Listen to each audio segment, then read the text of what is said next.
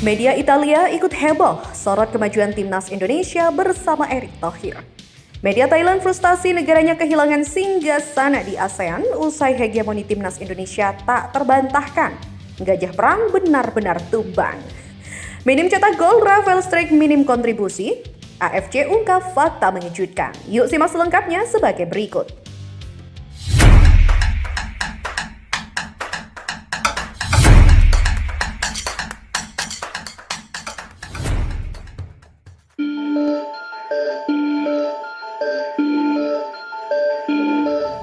Media Italia menyoroti kemajuan timnas Indonesia dan program naturalisasi di bawah pimpinan Ketua Umum PSSI Erick Thohir.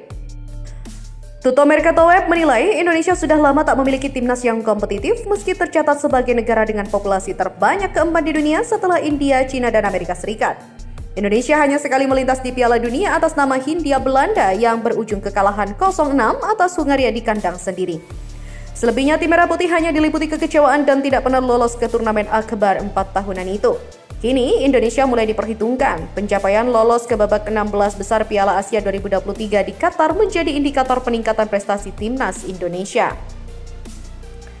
Program naturalisasi yang terkesan berlebihan juga masih menyisakan polemik di Indonesia. Namun, Erick Thohir menghargai segala perbedaan pendapat soal program naturalisasi yang diambil sebagai jalan ninja prestasi sepak bola Indonesia. Kata Erick Thohir, dalam demokrasi perbedaan pendapat adalah hal yang wajar. Namun dari sudut pandang federasi, kami harus berusaha meningkatkan prestasi tim nasional.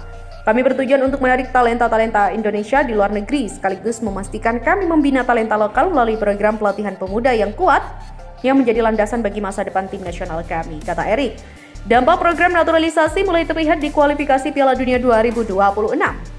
Ya, Indonesia berhasil mengalahkan tim raksasa Asia, Arab Saudi 2-0 di SUGBK Jakarta pada Selasa 19 November 2024. Di mana kemenangan itu membuka peluang Indonesia lolos ke putaran final Piala Dunia 2026. Garuda kini naik ke posisi ke-6 klasemen grup C dengan raihan 6 poin dari 6 laga.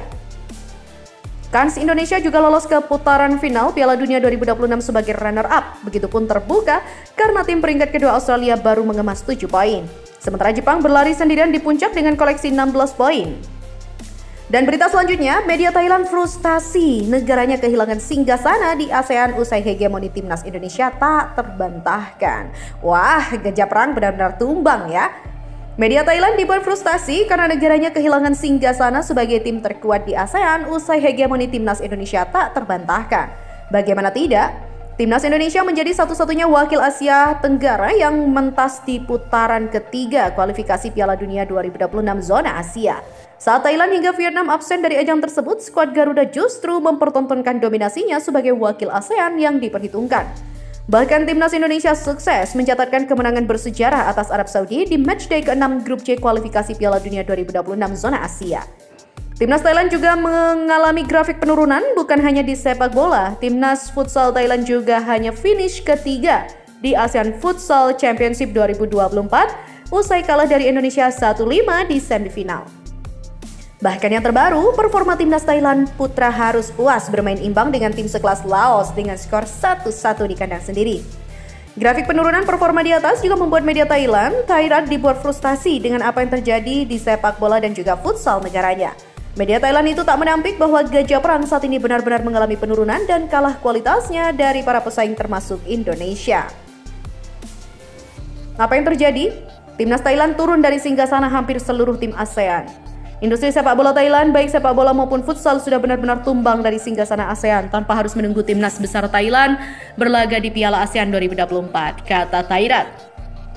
Harus diterima bahwa negara-negara di ASEAN sedang melakukan upaya untuk mengembangkan industri sepak bola mereka sendiri dengan cara apapun yang memberikan manfaat maksimal bagi tim nasional mereka. Tulisnya lagi.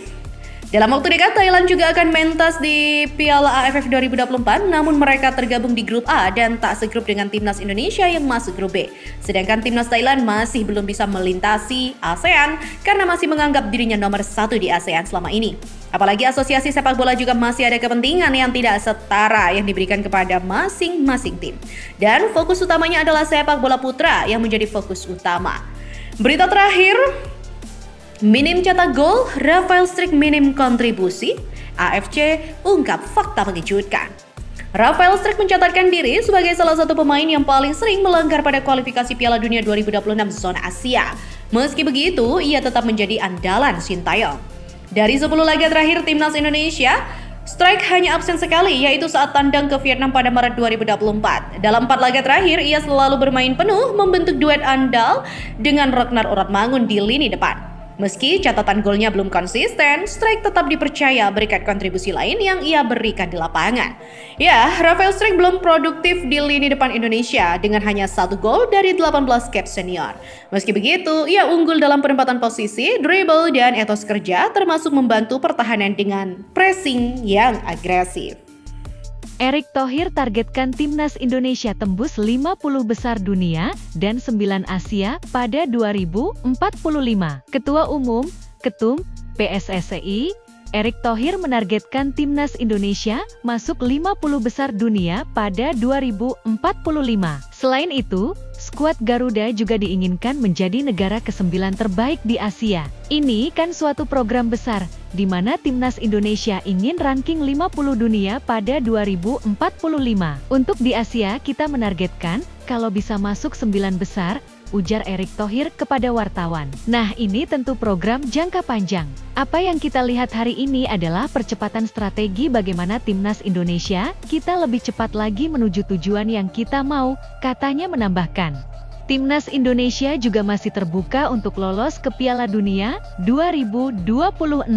Pasalnya, skuad Garuda menempati peringkat ketiga putaran ketiga grup C kualifikasi Piala Dunia 2026 zona Asia. Nah, timnas Indonesia pada Maret 2025 dan Juni 2025 penentuan. 4 pertandingan lagi, 2 di kandang kita, 2 kita di tempat orang. Nah, tentu targetnya 6 poin. Kemenangan melawan Arab itu menjadi kunci. Kenapa kita dapat 6 poin ya? Kalau kemarin kita lawan Arab Saudi kalah, berat kita menuju peringkat 3 atau 4, imbuh Erick Thohir.